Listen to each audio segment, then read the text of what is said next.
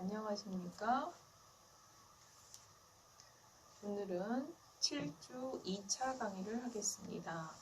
지난 시간에는 입체의 최적을 구하는데 단면적을 적분하는 방법으로 접근해서 구해보았는데요. 간단하게 쉽게 구해지는 경우도 있었지만 마지막 예제들이라든지 일부 연습 문제에서 보았듯이 구해지긴 하지만 굉장히 복잡한 식으로 접근할 수 있었고, 물론 그거보다 앞으로 훨씬 더 복잡한 식이 있을 수 있으므로 어떤 생각을 할 수 있었냐면, 최적을 구하는데 꼭 단면적의 그 적분으로만 구할 것이냐, 다른 방법으로 접근할 수 있는 방법은 없겠느냐 해서 오늘은 입체의 최적을 구하는데 단면적으로 접근하는 방법이 아닌 또 다른 방법으로 접근하는 방법으로 최적을 구해보도록 하겠습니다. 4절 원주각에 의한 회전체의 최적입니다. 교과서 216페이지 그림 첫 번째 그림 한번 봐주시면요. 그림은 조금 쉬운 그림으로 먼저 아이디어를 접근하겠습니다. 저기 있는 얘처럼 이 단면적을 y축이 아닌 약간 축을 돌려서 x는 3이라는 직선을 중심으로 얘를 돌렸다고 했을 때, 물론 저 정도는 지난 시간에 저 문제 풀었었죠. 예제로. 단면적으로 해도 답은 나오지만 좀 복잡했어요. 그래서 우리는 저거를 또 다른 관점에서 어떻게 하겠느냐. 그래서 조금 쉬운 그림 말고 조금 더 불편한 일반적인 곡선 F함수에 대해서 얘의 부피, 즉 얘를 쉽게 다시 축을 Y축으로, 기본축 Y축으로 돌렸어요. 돌렸을 때 완성된 입체가 이겁니다. 그럼 얘의 부피를 누가 봐도 단면적으로 접근하기 굉장히 힘든 상태의 그 곡선들의 그 입체고, 얘를 갖다가 어떻게 구할 것이면서 어떻게 아이디어를 잡았냐면 그 옆 페이지 217페이지 그림 3번 보시면요. 그 첫 번째 있는 그 그림 곡선을 전체 곡선을 한 번에 다 돌리는 게 아니라 늘 그러하듯이 얘네들을 분할을 했죠. 분할한 거 다 써놓으면 헷갈릴까봐 샘플된 구간 하나만 지금 그려놨고요. 그 구간을 돌리면 어떤 상태가 되냐면 이런 모양인데, 돌리기 전에 그 구간의 리얼 곡선 파트도 그냥 근사 직선으로 잘랐어요.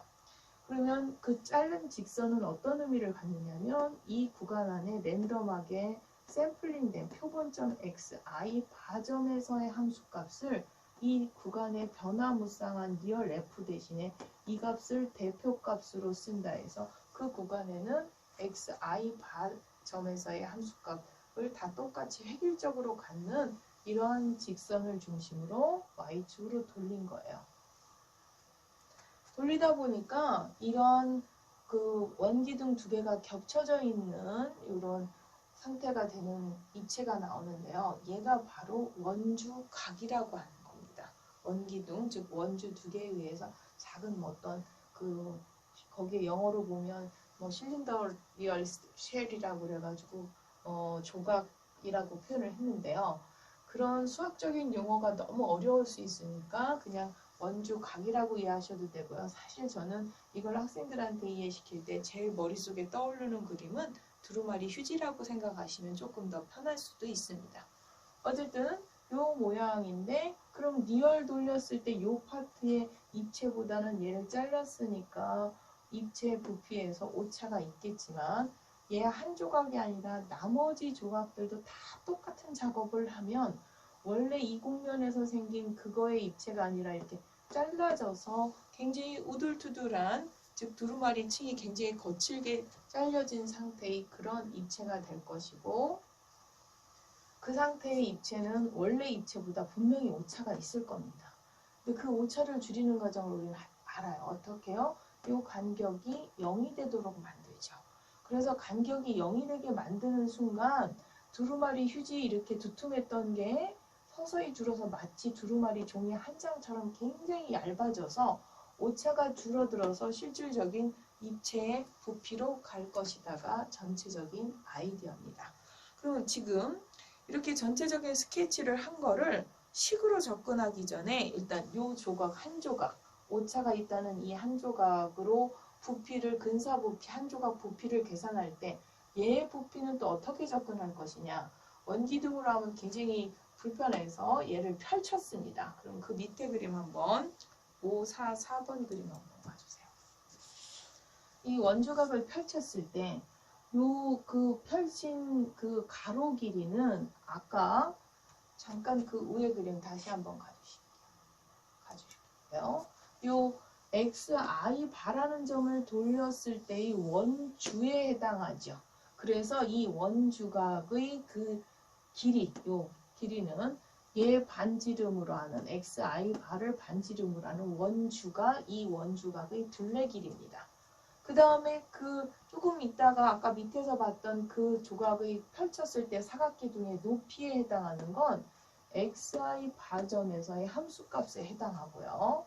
그 다음에 그 사각기둥의 두께는 요 간격 델타 xi가 되는 거죠.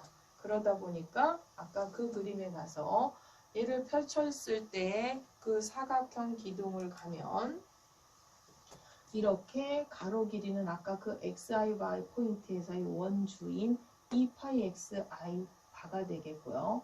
그 점에서의 함수값이 기둥의 높이가 되겠고 얘의 두께는 얘의 간격, 처음 분할했을 때의 간격 델타 xi가 되는데 사실 얘 자르면 이렇게 직사각형 기둥도 아니라 양 옆에 살짝 모선이 생기는데요.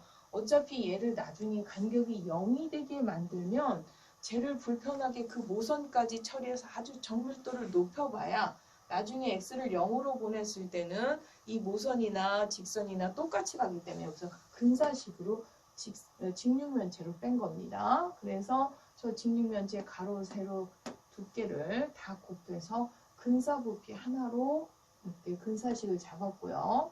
걔네들 나머지 조각들 다 더합니다. 다 더해요. 아직 오차가 굉장히 많은 상태. 교과서에 그림은 없지만 그 두루마리 휴지가 우둘두둘 이렇게 근사식으로 부피가 표현되겠죠.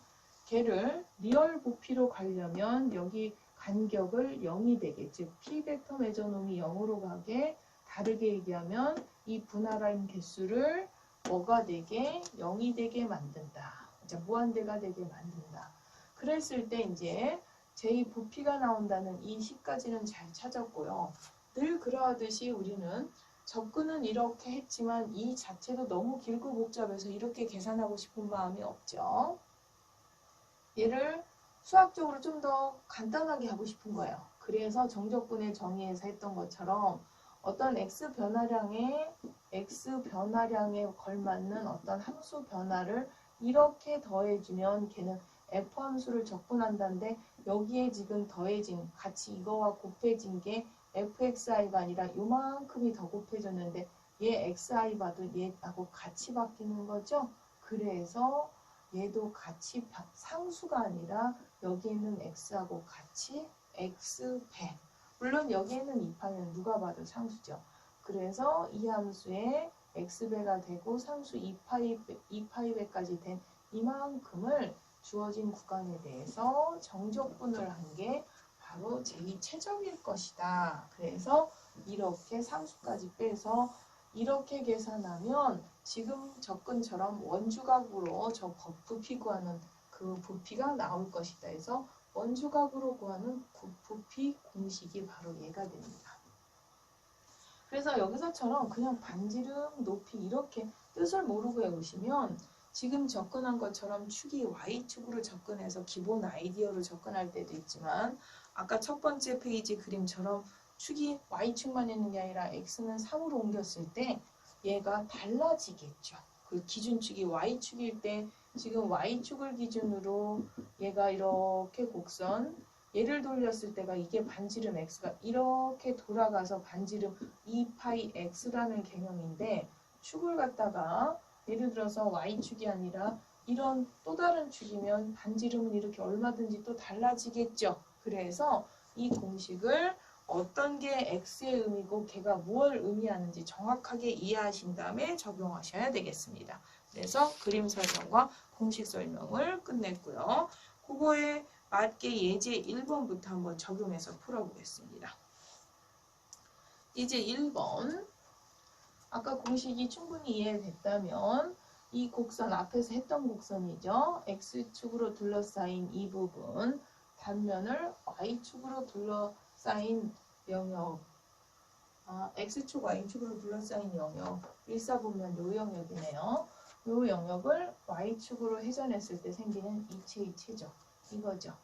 얘는 여기에서 사실은 이 원주각에 적용하라고 했지만 얘는 단면적이 조금 더 쉽죠. 단면적으로도 이미 구했고 그쪽 계산이 더 쉬운데 너무 갑자기 이쪽으로 막 옮기고 한 거 적용하기 힘들으니까 뭐 여기 A 뭐 이런 거 너무 힘들으니까 조금 쉬운 Y축에 대해서 저 공식 연습 삼아 한번 그냥 Y축으로 돌린 걸 한번 원주각 방법으로 계산해 보았습니다. 그러면 이때는 이걸 중심으로 반지름이 변하는 X포인트가 곧 반지름 역할을 하는 거죠. 그래서 그 반지름 2파이X에 그 점에서의 높이 기둥 fx, 즉 얘가 거기에서 말했던 그때의 함수값, 기둥의 높이. 그래서 그대로 대입을 하면 얘 적분하는 거는 이제 앞에서 계산했듯이 이렇게 나오겠죠. 그 다음 예제 2번으로 가겠습니다. 이제 2번 y는 x와 x제곱으로 둘러싸인 일사분면 영역 안에 있는 걸 y축에 관해서 회전했을 때 생기는 입체의 최적을 구하라. 이 상태를 y축으로 돌렸을 때 입체가 이거죠. 지금 여러분이 좀 이 그림이 명암이 잘 안 보이실 수도 있는데 교과서 보시면 명암이 좀 잘 보이실 것 같고요. 그러면 얘는 아까는 하나를 돌렸다면 얘는 이렇게 두 개의 곡선에 의해서 모아지는 이 영역을 돌렸을 때 두 개의 곡선으로 연결되어 있어요. 그럼 첫 번째, 우리가 지금 원주각으로 간다고 했을 때 높이 입장에서 봤을 때 이 직선이 x점에서 얘를 돌려서 생기는 입체가 더 높은 함수죠. 그 높은 함수에서 이쪽 곡선, 요 밑에 있는 이 곡선을 요만큼을 돌렸을 때 생기는 입체가 더 작은 입체, 밑에 있는 입체를 빼내면 요만큼으로 돌렸을 때 완성된 입체가 나오는 것으로서 얘를 지금처럼 분석하듯이 얘 하나 먼저 돌려서 원주각으로 부피 구한 다음 이 곡선을 돌려서 또 입체의 부피를 구해서 뺀 다음에 구해도 되지만 앞에서도 큰 논리는 그렇게 낮게 해도 되지만 좀 계산의 효율성을 위해서 이거 빼기 이거를 뺀 다음에 이거에서 이거를 뺀 다음에 한꺼번에 돌렸을 때 부피로 계산해도 되는 거죠. 그래서 얘에서의 높이, 이쪽 높이를 h1이라고 하고 얘 높이를 작은 쪽을 h2라고 하면 얘가 y값이 더 큰 게 h2, 큰 거를 2라고 할까요? 그래서 직선에 해당하는 이 y를 h2, 작은 쪽에 해당하는 곡선의 이거를 h1이라고 한번 해봅시다. 그러면은 첫 번째는 원래 2파이 x에 h2파이, 즉 높이가 큰 거를 적분할 거예요. 구간은 조금 이따 찾고요. 얘를 x에 대해서 적분할 것이고 그 다음에 작은 쪽 이쪽 2파이 x에 h1을 회전했을 때의 원주각의 부피를 계산할 거죠. 이렇게 할 거를 한번 한꺼번에 묶어서 2파이에 x에 h2-h1의 dx를 가자는 얘기죠. 큰 논리는 먼저 이렇게. 그럼 여기서 h2는 이때의 y값이니까 h2가 곧 x가 될 것이고 h1은 이 곡선의 y니까 h1은 x의 제곱이 되겠고요. 그럼 고식을 대입한 상태가 정확하게 이게 되겠죠? 그래서 저 다항식을 적분하면 제 계산이 되는 거죠. 그 다음에 예제 3번 해보겠습니다.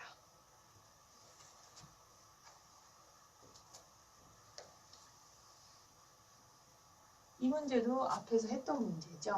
요거 앞에서는 단면적으로 했었어요. 근데 지금 이 4-x제곱이라는 2차 포물선과 x축으로 둘러싸인 부분을 x는 3일간에서 회전했을 때 생기는 입체죠. 얘를 아까처럼 힘들게 단면적으로 하지 않고 원주각으로 하면 어떻게 되냐면 이때 돌렸을 때 그 원주각의 반지름이 요만큼이에요. 그럼 우리가 지금까지 공식이라고 했던 그 원주각의 반지름 x의 그 x점에서의 기둥의 높이 fx를 주어진 구간에 대해서 적분하는 걸 공식이라고 했다면 여기 있는 이 반지름 x를 이해를 하고 배우셨다면 그냥 x를 쓰면 되는 게 아니라 얘가 여기에서의 그 반지름이죠. 그러다 보니까 3-x로 여기는 들어가줘야 되는 거죠. 그냥 x로 들어가는 게 아니고 물론 fx는 이 곡선 fx가 돼서 여기 있는 식이 그래서 갑자기 우리는 공식을 x로 했는데 왜 3-x지? 그래서 이렇게 되고 x는 -2에서 2까지. 그래서 저거는 제곱해서 풀면 되겠고요.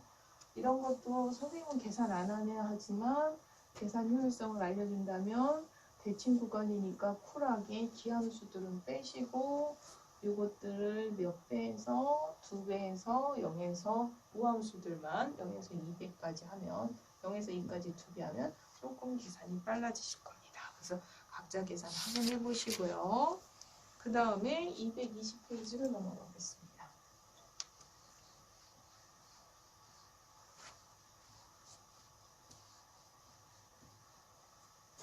지금은 원주각을 X축 방향, 그러니까 Y축 방향으로 했다면 이제 원주각 돌리는 걸 X축으로 돌릴 수도 있으니까 이 그림 원리는 똑같으니까 결과 공식에 축만 바꿔서 대입을 하면요.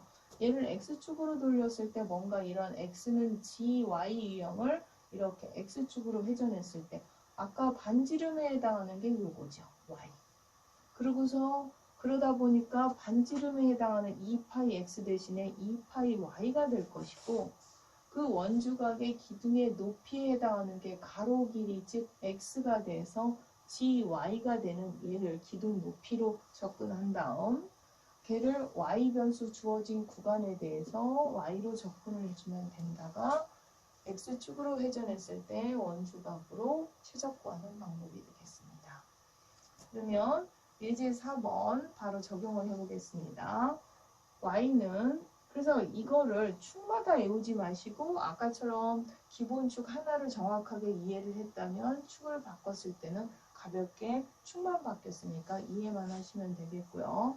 이 바뀐 축을 하나도 안 할 수가 없어서 좀 가장 간단한 유형에 대해서 교과서에서 하나 해놨는데요. 직선 y는 h분의 rx 그 다음에 물론 얘네들 다 양수고 x축 또 x는 h로 둘러싸인 요 영역을 x축으로 지금 회전했을 때 생기는 입체의 최적 누가 봐도 원뿔이죠. 답은 알고 있어요. 이미 답은 알고 있지만 여기에서는 지금 배운 저 원주각 방법으로 한번 해보라는 건데요.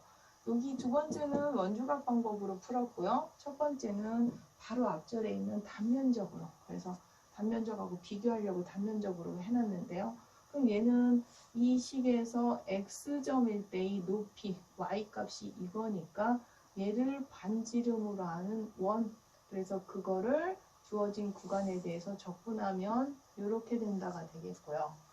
지금 배운 원주각 관점에서 이 부피를 재해석하려면 이 x축으로 회전했을 때 그 원주각의 반지름 입장에서 높이, 즉 높이라고 볼 수도 있지만 여기서는 지금 가로, x값이 더 큰 거 h2라고 할까요? x2라고 할까요? 아무튼 가로값이 큰 얘를 돌렸을 때 그럼 누가 봐도 원기둥이에요. 그게 이해가 되셔야 될 텐데 요 직선을 요렇게 즉 획일적인 상수 요 함수를 돌렸을 때 이 원기둥에서 이만큼 작은 h1 또는 가로니까 x1이라고 하는 요만큼을 돌렸을 때 즉 이 직선이죠.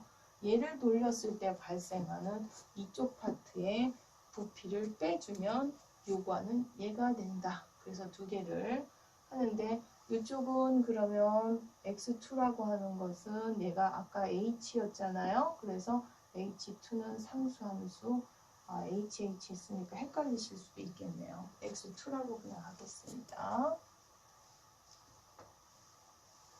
x2는 h가 되겠고요. 짧은 가로 길이 x는 이 직선에서의 x니까 저거를 x 관점으로 식을 바꿔줘야 되겠죠? 그래서 r분의 hy 그래서 얘에서 얘를 뺀 거. 각각을 적분해서 빼지 않고 한꺼번에. 그래서 그때의 원주각의 반지름은 y. 그래서 y의 이쪽 큰 h에서 작은 x1을 빼면 되겠죠. 지금 조금 화면이 잘 안 보일 수는 있는데 여러분 교재를 같이 참조해서 이해하시면 되겠고요. 그래서 거기에 있는 5장의 4절 원주각에 의한 그 회전체의 최적을 x축하고 y축 두 가지 다 해보았습니다. 연습 문제를 하나 보게.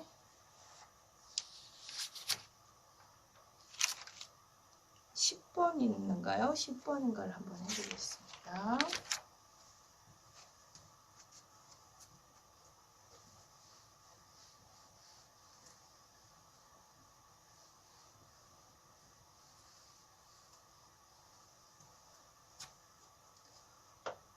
중심이 원점이고 반지름이 a인 원의 내부 영역을 직선 x는 b에 관해서 회전했을 때 생기는 부피를 구하여라. 이랬어요. 그러면 그림이 없으면 조금 헷갈릴 수 있으니까 더군다나 지금 원주각이 낯설 수 있으니까 그림 하나 같이 그려놓고 x는 b, 중심이 원점이고 반지름이 a인 이런 원이 있는 거죠. 지금 물론 b가 a보다 길다고 그랬어요. 크다고 했어요. 그럼 이 축으로 x는 b라는 축으로 회전을 시킬 거예요. 저 원을. 그랬을 때 뭐 저걸 회전시키면 도너스 모양 토러스가 나오죠. 이 부피를 구하라는 거죠. 그럼 지금 원주각으로 접근해서 구할 때는 얘 축으로 했을 때 원주 반지름 여기 변하는 x마다에 이렇게 원주각으로 돌릴 거예요. 이렇게. 그럼 이때 얘가 그만큼 원주각의 반지름이 되고 나는 그러면 그 x가 2점, 2점, 2점 변하는 각각의 x포인트 그러면 일명 거기에서의 반지름 역할을 하는 건 원주각의 반지름은 b-x가 되겠죠. 그 다음에 그 원주각에서의 높이는 x에서의 함수값, 즉 그 fx는 일명 저기 y값이 되는데요. 이 곡선의 y는 저기에서 x제곱 플러스 y제곱이 a제곱인 원이었는데 플러스 마이너스 a제곱 마이너스 x제곱 중에 플러스 쪽에 해당하는 거를 먼저 돌리겠죠. 이렇게 성관점 그거와 곡선이 또 밑에 있는 이렇게 작은 쪽에 있는 얘를 또 돌리겠죠. 원주각 개념으로. 그러면 음인 것 같지만 이거에서 이거를 뺀 것이 그 사이에 있는 입체의 부피가 나온다가 큰 논리가 되는 거예요. 그래서 여기에서 지금 기존에 하나를 돌리던 걸 두 개를 돌려야 되고 두 개 중에 y쪽이 큰 쪽을 지금 y2라고 하면 얘는 이게 될 것이고 작은 쪽 y는 얘가 될 겁니다. 이렇게. 그래서 얘를 갖다가 적분을 이제 계산을 해줘야 되는데요. 그러면 2파이 상수는 뭐 밖으로 빼도 되고요. 구간은 조금 있다 생각하고 얘 반지름 b-x에 y2 큰 쪽에 대한 얘 함수값을 곱한 걸 x로 적분을 할 거고요. 그거 빼기 2파이에 똑같이 반지름은 b-x고 y1 쪽 밑에 있는 곡선 여기를 지금 y1으로 잡은 거죠. 이 얘를 y2라고 잡은 거고요. 이거를 적분한 걸 뺄 건데 이거 두 개 계산하기 싫어서 한꺼번에 묶어서 b-x에 y2 y1이라는 이 논리로 시작하자는 얘기고요. 그 다음 y2-y1을 하니까 고맙게 얘가 2배가 되죠. 그래서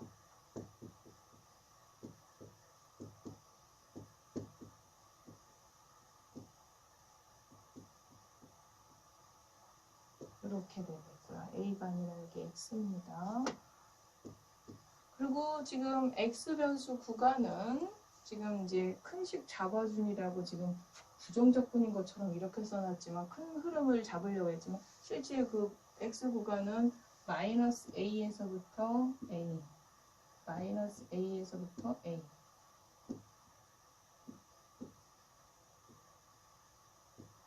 A가 되겠죠? 그럼 이제 예적분을 어떻게 할 것이냐. 여기 B도 상수, 얘는 변수. 그래서 얘는 2파이에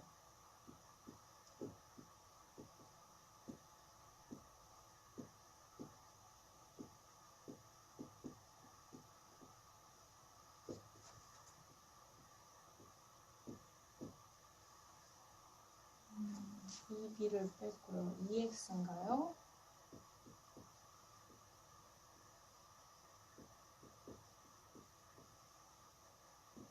이렇게 나와요. 이제 두 개 적분으로 어쨌든 얘 계산할 때 일부러 제가 왜 이걸 한 덩어리로 안 하고 이렇게 하지 해서 왜 갈랐냐면요. 이거 지금 갑자기 구간이 또 제 멋대로 B로 바뀌었네요. B가 아니죠. 얘 구간 A죠. 왜 이미 여기서 줄인다고 줄여놓고 다시 벌렸냐면요. 대칭 구간이에요. 대칭 구간인데 얘는 무슨 함수요? 지난 시간에 배웠던 기함수예요. 기함수면 적분할 필요가 있다 없다? 없다. 이렇게 바로 뺄 거죠.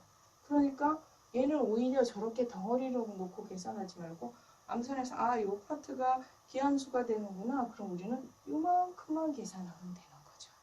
거기에서 요거 계산 얘도 상수 2b가 됐고 얘는 그럼 이제 그 다음 계산하면 어떻게 되겠어요? 아까도 얘기했지만 반지름이 얘 삼각치안을 아직 우리가 안 배워서요. 물론 삼각치안으로까지 길게 풀 이유도 없는 문제이지만 그냥 여기는 반지름이 A인 원의 반원 요만큼의 넓이에 해당하는 거라 우리가 이미 알고 있는 기하학적으로 알고 있는 적분 영역이니까 그 넓이로 그냥 뺐어요. 그냥 수식적으로 가서 삼각치안 배우지도 않은 거 억지로 여기서 끌고 와서 하면 너무 길으니까 그럼 얘는 반지름이 A인 원의 반원이니까 넓이니까 파이 A 제곱의 2분의 이렇게 되겠죠. 근데 제가 어디에서 계산을 틀렸나요?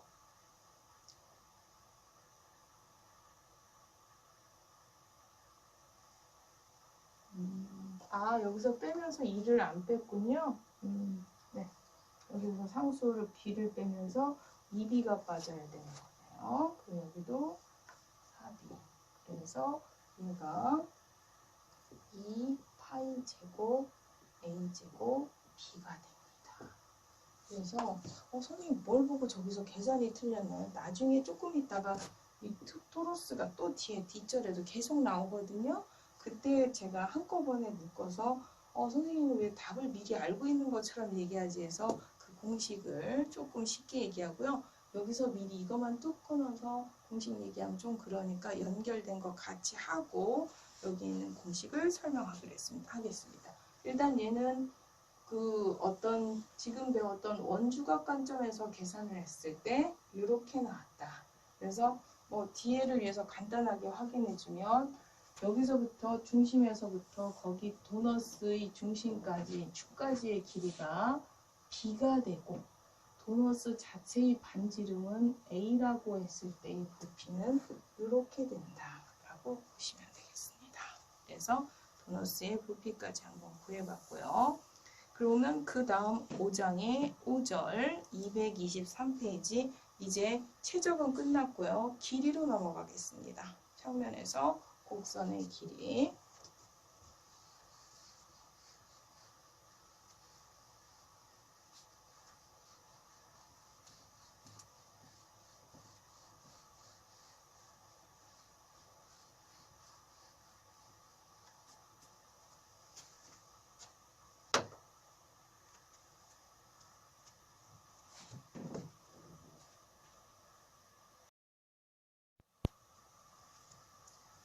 (5) 장의 5절 교과서 피셨습니까? 곡선의 길이 첫 번째 그림 보시면 일반적인 곡선에 대한 길이 이렇게 근사치로 이렇게 받아들이기에는 저 직선 너무 그 원래 곡선하고 차이가 커 보이죠.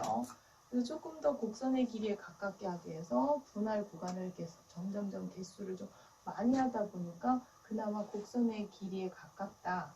그래서 우리는 어떤 식으로 접근을 하겠다는 얘기냐면 리얼 곡선 길이를 구할 거를 저렇게 적당히 분할을 해서 근사치로 추정을 먼저 하겠다는 얘기예요. 그래서 근사치 한 조각만 여기 갖고 왔어요. 클로즈업을 했죠.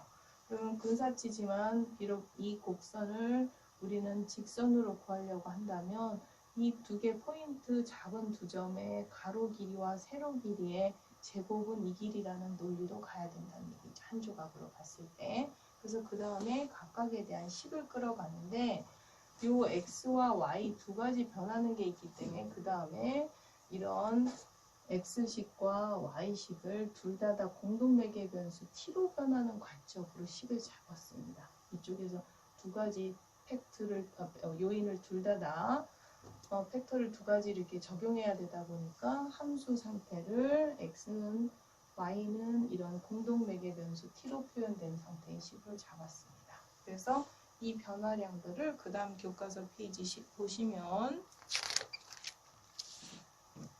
이와 같이 x 변화량을 아까 f 함수의 변화, y의 변화량은 gt로 잡았으니까 gt의 변화인데 그냥 거기에서 이렇게 변하나 봐 하는 그 t들을 조금 세밀하게 관찰하면 t가 ti-1에서 ti까지 변했을 때의 xy 만약에 쉽게 생각해서 뭐 t를 시간으로 보셔도 되겠고요. 그럼 시간 변수 같이 그 시간 변수 요만큼 바뀌었을 때의 x, y 변화량이라는 그런 의미가 되겠고요. 그 앞에서의 qi-1에서 qi까지 곡선 대신 직선 선분의 길이는 아까 되겠지만 x 변화량과 y 변화량 제곱의 제곱분 피타고라스를 이용하면 바로 나오는 그 길이로 근사식을 선분의 길이를 구한다면 원래 이 호의 길이에 비하면 리얼 는이 아니라 근사식이 되는 상태죠. 근데 그런 근사식들이 한 개가 아니라 n개가 있고 그 n개를 우리는 그냥 근사식으로 받아들이는 게 아니라 무수히 많게 할 거예요. 근데 이제 거기에서 무수히 많게 하는데 기존에 했던 거와 다르게 여기는 두 가지 요인들을 다 무수히 많게 해서 얘도 0으로 보내야 되고 얘도 0으로 보내야 되는 이 상황이 불편한 거죠. 그래서 x변수 하나도 아니고 그러면 t 하나가 아니라 얘도 0으로 보내야 되고 이쪽도 0으로 보내야 되는 걔만 따로 먼저 갖고 와봤어요.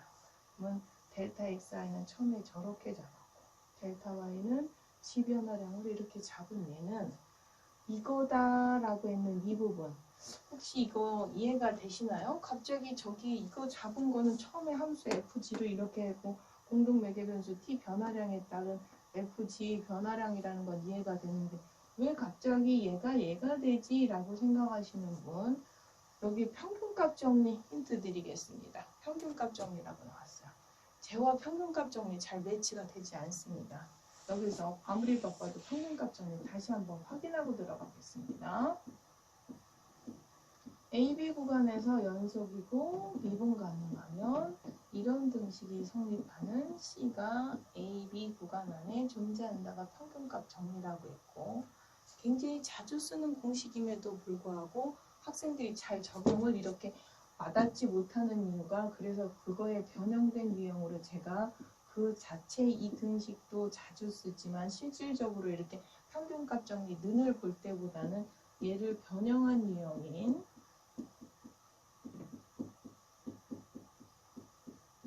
이 상태를 보거나 얘가 옮겨졌거나 변수화됐거나 한 버전이 더 많이 쓰인다고 했던 이유 중에 하나가 이겁니다. 그럼 여기에 B 자리에 ti와 A 자리에 ti-2를 집어넣으면 정확하게 델타 xi는 ti-ti-1로서 델타 ti가 되고 그 각각의 i 번째마다 생기는 C라서 여기는 CI라고 잡은 겁니다. 그래서 여기에다 평균값 정리를 쓴 거고요. 그럼 똑같은 논리도 얘도 G 버전으로 평균값 정리를 써서 이렇게 표현을 바꾼 거예요. 그러면 얘네들을 0으로 바꾸고 싶다더니 갑자기 얘네들을 평균값 정리 왜 여기다 이렇게 적용해서 이렇게 바꿨는지 모르겠다 하시겠지만 잘 보시면 얘와 얘를 각각 공통변수인 델타 ti라는 하나의 공통변수의 변화량으로 바꾸려고 그렇게 평균값 정리를 쓴 거죠. 그러다 보면 다시 아까 여기 이어가겠습니다. 근사식 거기에서 이제 극한으로 가기 이전 단계식인데요. 여기 있는 이 델타xi를 얘로 델타 yi를 이렇게 ti 표현으로 바꿔서 각각의 이거 제곱 루트 안에 있는 얘 제곱들은 밖으로 루트 밖으로 델타 ti로 이렇게 뺀 겁니다. 그럼 이제 루트 안에는 요만큼만 남겠고요. 참고적으로 ci와 di는 아까도 얘기했지만 요 사이에 있는 ti와 ti-1 내부에 있는 점이죠. 그래서 여기에서 이 근사식에서 이제 마무리 분할 개수를 무수히 많게 하거나 저 성분의 간격이 0이 되게 만들었을 때 얘의 극한을 가야 되는데요. 극한이 갑자기 이렇게 바뀝니다. 적분식으로. 그래서 정적분의 정의 잘 보시면 정적분의 정의에서는 우리가 fxi 바에 델타 xi 얘네들의 부분합 n개까지 그 다음에 p벡터 매저놈으로 가도 되고 좀 쉽게 n의 개수가 무한대로 갔을 때 이렇게 되면 얘는 f 함수를 x에 대해서 적분한 거다. 주어진 구간이 일반적인 구간 a, b라고 했을 때 a, b 이렇게 된다면 얘는 지금 얘하고 전혀 상관이 없는 것 같아요. 기존에 앞에서 우리가 원주각이든 기타 등등 웬만한 거 다 해봤는데 xi 바가 아니라 ci, di 다른 건데 라고 생각할 수 있는데 지금 쟤는 어떤 상황이냐면 ti-1과 ti 지금 두 가지 x, y 매개방정식으로 하다 보니까 공동변수 t 기준으로 접근을 해야 되겠고요. 거기에 어떤 ci와 di가 꼭 이 순서로 있을 필요는 없지만 이 내부에 있는 상황인 거죠. 근데 요만큼의 델타 ti라는 요 파트를 어디로 보내는 거냐면 0으로 보내는 거예요. 얘가 0으로 가면 얘네가 서서히 끼끼끼 줄어들면 ci가 이렇게 있든 이렇게 서로 위치가 바뀌어 있든 얘가 0으로 가니까 결국 ci도 ti든 di도 ti로 표현할 수 있겠죠. 그러다 보니 얘는 결국 극한으로 가면 중간에 fti 바라고 쓸 수가 있어요. 여기에서. 그 다음에 여기 있는 d 같은 경우도 g 프라임의 di가 아니라 ti 내부의 어떤 샘플된 점 이렇게 바꿔 써놓고 한번 생각을 하시면 t 변수 입장으로 적분을 할 건데 얘네는 t로 바뀌어지겠구나가 이해가 되실 겁니다. 그래서 여기서 ci인데 왜 갑자기 t로 바꿨지? 요것 때문에 평균값 정의 때문에 얘네들은 ti 바로 간다고 보시면 되겠고 그러다 보니까 이제 연결을 시키려고 프라임을 했지만 여기서 말하는 f 프라임은 앞 페이지에서 x가 이렇고 y는 이런 매개방정식에서 접근했기 때문에 f 프라임 t라는 건 다시 한번 얘기하면 x를 t로 미분한 거고 여기서 이 g 프라임 t라는 건 처음에 잡았던 그 y를 t로 미분한 거다라고 공식이 끌어진 겁니다. 그래서 곡선의 길이는 이거다라고 유도가 됐죠. 그래서 곡선의 길이 공식이 이제 그 다음 페이지 225페이지에 나왔는데요. 그 위에 있는 프라임 버전 참 좋고 간단한데 굳이 풀어서 이렇게 dx, dy를 이렇게 환산할 필요가 있을까? 근데 사실은 요 밑에 있는 2번 공식, 연관된 공식을 보시면 알겠지만 지금 함수가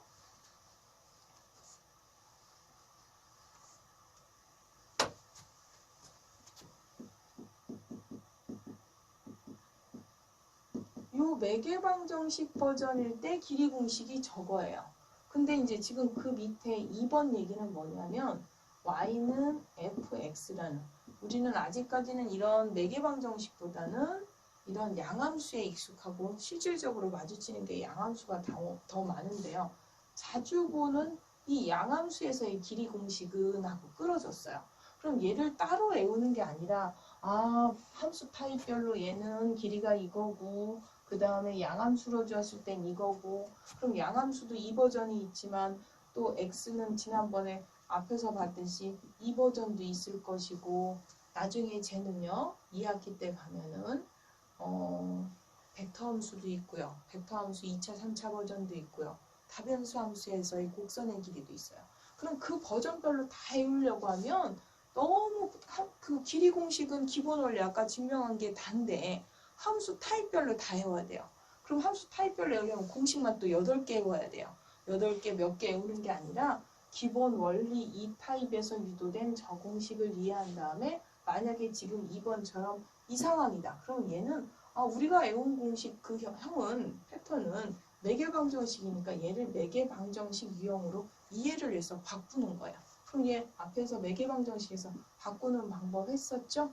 x를 t로 y를 ft로 바꾸면 가장 간단한 매개방정식 기본형이 된다고 했었어요. 그럼 요거를 양함수를 이렇게 보는 순간 저기 공식에 필요한 x를 t로 미분하면 y를 t로 미분하면 그래서 x를 t로 미분한 자리에 1 집어넣고 y를 t로 미분한 자리에 얘를 집어넣으면 되는데 저기 fx인데 x하고 t가 같기 때문에 저 식에다가 1 플러스 루트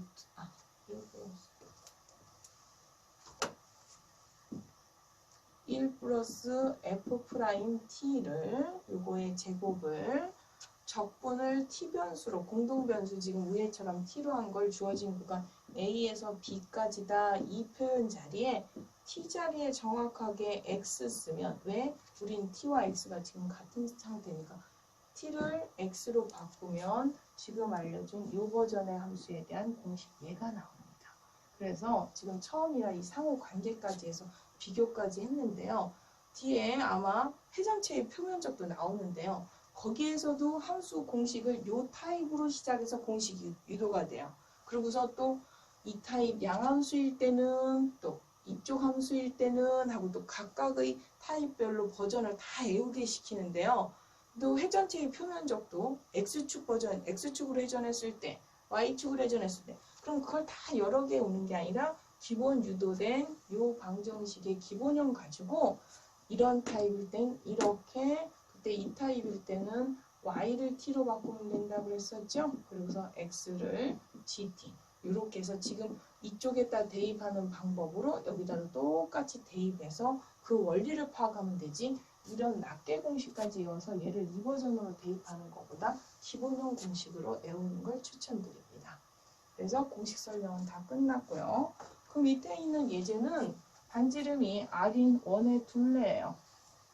이미 우리는 답은 알고 시작하죠. 이런 거. 근데 여기에다가 답을 몰라서 푸는 게 아니라 지금 기본 공식에 한번 적용을 해보는 거예요. 너무 복잡한 함수에 대입하기 이전에.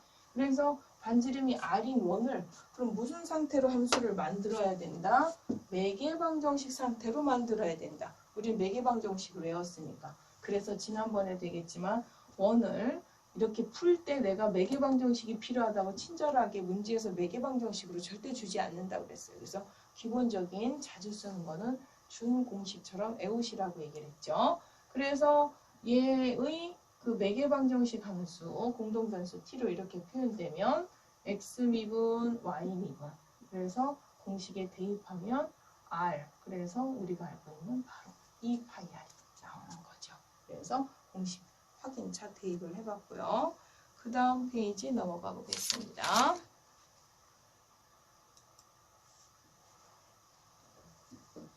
이제 2번 얘 길이 시간 t에서의 제 길이 그러면 그 앞에서 매개방정식 타입으로 하라고 했으니까 매개방정식 준 걸 그대로 미분만 하면 돼요. 그래서 이제 길이를 여기에다가 그 제곱 대입해서 하다 보니까 뭐 2루트 2에 이렇게 그러면 이거를 그냥 불편하다가 아니라 2까지 묶어서 배각 공식으로 쓰고 상수 정리해서 이렇게 치환하면 답이 빠졌어요. 그래서 쟤는 이제 앞에 있는 공식 처음부터 매개방정식으로 주었을 때를 했는데요. 사실은 저 문제는 저렇게 공식에 대입해도 되지만 어떤 관점으로도 볼 수 있을까요? 혹시 기억나시나? 저렇게 매개방정식으로 주어졌을 때 사인과 코사인이 주어졌는데 지금처럼 더군다나 제곱이면 저 XY 관계를 확인할 때는 가장 간단한 공식인 얘를 적용하면 쟤는 이런 직선이었겠죠? 이런 직선. 거기에다가 t 구간을 0에서 2파이까지로 줬으니까 여기서부터 t가 0일 때가 x가 0부터 시작하죠. 여기서부터 이렇게 움직이는 이 직선. 절편이 1인 직선이니까 바로 답은 루트 2라는 거 바로 알 수 있는 거죠. 그래서 이제 답이 필요한 게 아니라 이제 공식에 대입해서 우리가 공식 적용 한번 해봤고요. 예제 3번. 요거는 함수 타입이 내가 좀 부지런하게 지웠는데 아까 이 매개방정식이 아니라 양함수 타입으로 준 걸 여기서는 그걸 공식처럼 받아들여서 썼는데 지금 저는 얘를 뭐화시키라고 했어요? 매개방정식화 시키라고 그랬어요. 그럼 예를 들면 지금 x의 2분의 3제곱이다. 그럼 얘를 매개방정식 x는 t 이렇게 바꿔서 하면 저기에 있는 x자리에 x자리에 t 대입한 거하고 정확하게 똑같습니다. 이건 1제곱이라고 해도 되고 이거요. 그래서 저기는 지금 그대로 x라고 되어 있는 이 자리에 이걸로 대입하면 t가 들어가서 답은 똑같이 나옵니다. 그래서 이 버전으로 한번 여러분도 저걸로도 확인해 보시고 이걸로도 한번 확인해 보시면 되겠고요. 그 다음 연습 문제가 뭐가 있을까요? 4번 정도 하나 해볼까요? 이제 4번. 4개의 뾰족한 끝을 가지는 하이포사이클로이드라고 하는 어떤 매개방정식을 하나 줬어요. 아까는 사인제곱, 코사인제곱형이 조금 전에 줬었죠. 요 예제 x는 사인제곱 그러니까 지금 우리 뭐 한 거냐면요. 처음 매개방정식 할 때 원할 때 x는 코사인 1차죠. 이렇게 사인 1차 이렇게 했다면 조금 전 바로 교과서 예제에서는 x는 사인 제곱 그 다음에 y는 뭐 코사인 제곱 물론 상수가 뭐가 앞에 개수가 있었는지 모르지만 제곱형을 했더니 제가 직선이 됐다고 했어요. 지금은 뭐를 하는 거냐면 x와 y의 매개방정식이 사인 세제곱, 코사인 세제곱형이 됩니다. 그랬을 때 이 완성된 그 모양을 하이포사이클로드라고 우리가 알고 있는 사이클로드하고 어떤 관계가 있는지 모르지만 얘는 하이포사이클로드라고 해요. 그러고서 걔 그래프를 그리고 길이를 구하랬는데요. 길이 공식 먼저 구하고 완성된 그래프 제가 확인해 드리겠습니다. 얘가 지금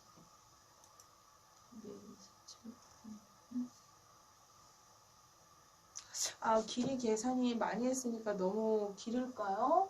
하이포클로이드, 즉 성방형이라고 하는 쟤는요.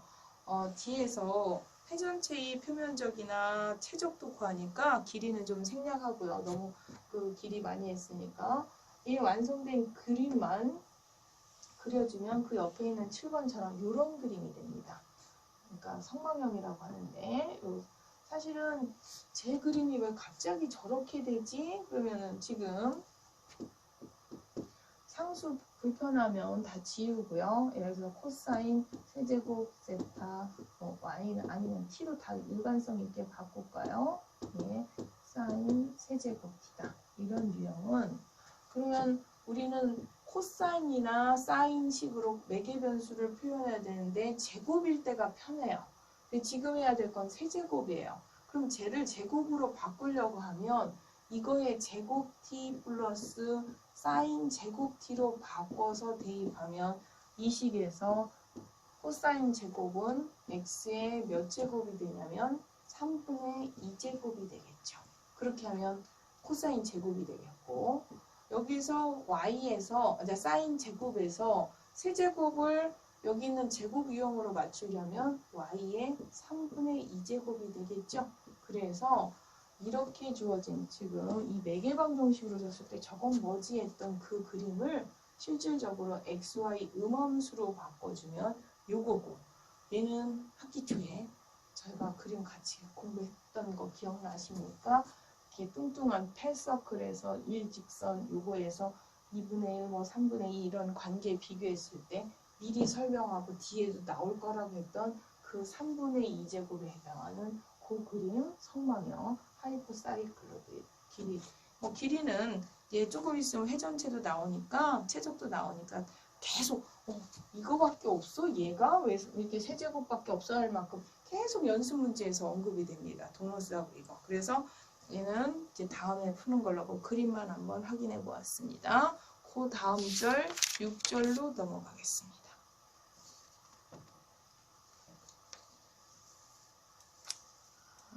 잠시만요. 그 다음 얘 지금 잠깐요. 그 그림 아까 그림 다음 그림 한번 해볼게요.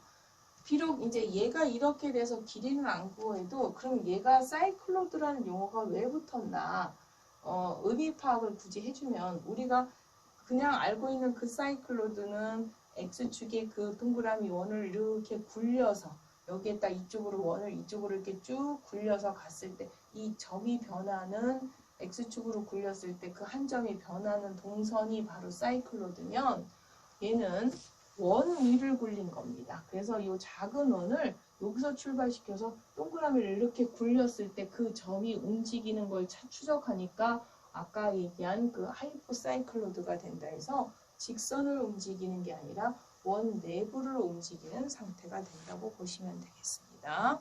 그래서 그림 조금 자세히 설명하면 그런 기하학적 뜻이 있다는 거 확인하고요. 6절로 넘어가겠습니다.